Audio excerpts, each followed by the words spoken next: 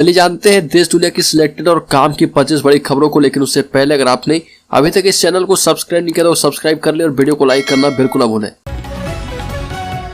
One man one post policy से पलटी कांग्रेस। खड़गे अध्यक्ष के अलावा राज्यसभा में पार्टी के नेता रहेंगे। राहुल गांधी कर चुके हैं विरोध। कांग्रेस अध्यक्ष मल्लिकार्जुन खड़गे राज्यसभा में विपक्ष के नेता बने रहेंगे।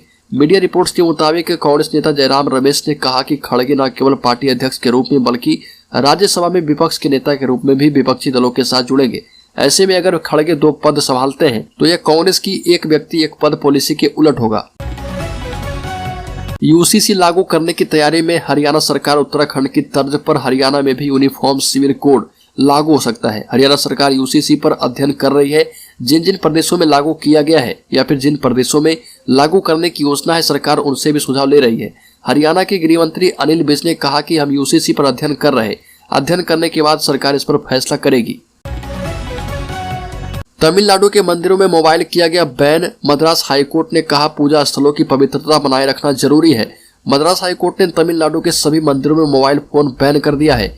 कोर्ट ने कहा है कि यह फैसला मंदिरों की शुद्धता और पवित्रता बनाए रखने के लिए किया गया है। कोर्ट ने यह भी कहा कि लोगों को परेशानी ना हो, इसलिए मंदिरों में फोन डिपॉजिट करने के लिए लॉकर्स बनाए जाने चाहिए। इस आदेश का पालन किया जाए, इसके लिए मंदिरों में सुरक्षा कर्मी तैनात किए जाएंगे। एलएसी पर अब खौफ खाएगा चीन। यूएस से अल जवाहिरी को मारने वाला ड्रोन खरीदेगा भारत। सेनाओं को नए नए हथियार उपलब्ध कराए जा रहे हैं। अब इसी कड़ी में MQ-9 भी ड्रोन जुड़ने वाला है। नेवी चीफ एडमिरल आर हरे कुमार की माने तो इस डील पर अमेरिका के साथ तेजी से वार्ता हो रही है और जल्द ये भारत को मिल सकता है। नीलांचल एक्सप्रेस में जान गंवाने वाले यात्री के परिजनों को मिलेगा 5 लाख रुपए मुआवजा। रेल मंत्री ने की घोषणा। रेल मंत्री अश्विनी वैष्णव ने नीलांचल एक्सप्रेस हादसे में जान गंवाने वाले यात्री हरिकेश कुमार दुबे के परिजनों को 5 लाख रुपए की मुआवजा राशि देने की घोषणा की है। दिल्ली से सुल्तानपुर के लिए नीलांचल एक्सप्रेस में यात्रा कर रहे हरिकेश की मौत लोहे के सरिये घुसने से हो गई थी। यह हादसा दिल्ली हावड़ा ट्रैक पर सोमना और डाबर रेलवे स्टेशन के बीच हुई थी। मतांतरण के बाद नहीं मिलेगा आरक्षण का फायदा। मद्रास हाईकोर्ट में हिंदू से मुस्लिम बने व्यक्ति की याचिका खारिज की गई। मद्रास हाईकोर्ट ने एक महत्वपूर्ण फैसले में कहा कि मतांतरण करने के बाद कोई भी व्यक्ति जाति के आधार पर आरक्षण का दावा नहीं कर सकता है। इसके साथ ही जस्टिस GR स्वामीनाथन की अध्यक्षता वाली पीठ ने हिंदू से मुस्लिम बने एक व्यक्ति की याचिका खारिज कर दी।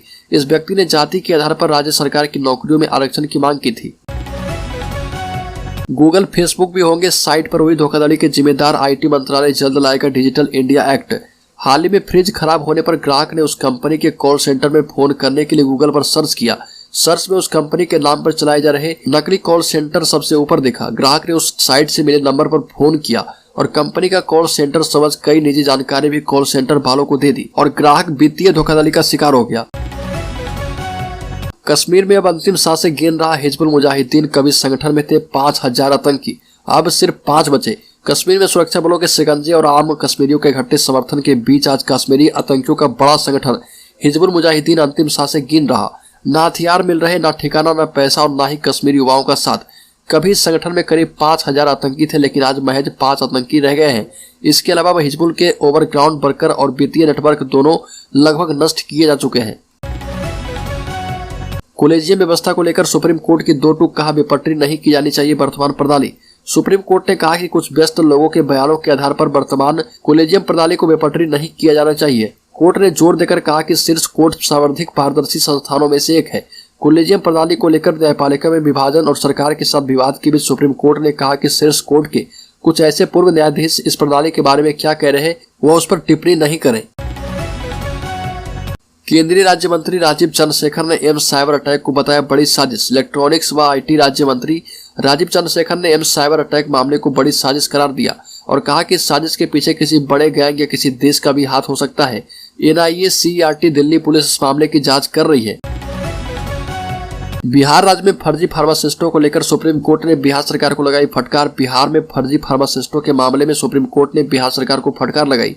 कोर्ट ने कहा कि राज्य सरकार को नागरिकों के जीवन से खिलवाड़ करने की अनुमति नहीं दी जा सकती है। याचिका में आरोप लगाया गया कि बिहार में फर्जी फार्मासिस्ट अस्पताल और मेडिकल स्टोर चला रहे, इस पर कार्रवाई होनी चाहिए।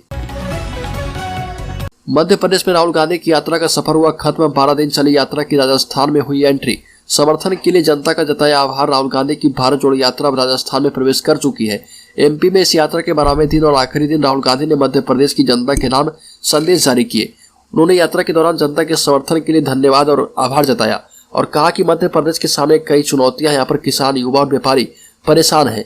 आदिवासियों के लिए बनाए कानून कमजोर किए जा रहे हैं। राहुल गांधी ने लिखा कि इन चुनौतियों को हल करने के लिए कांग्रेस ही सत्ता संभालेगी।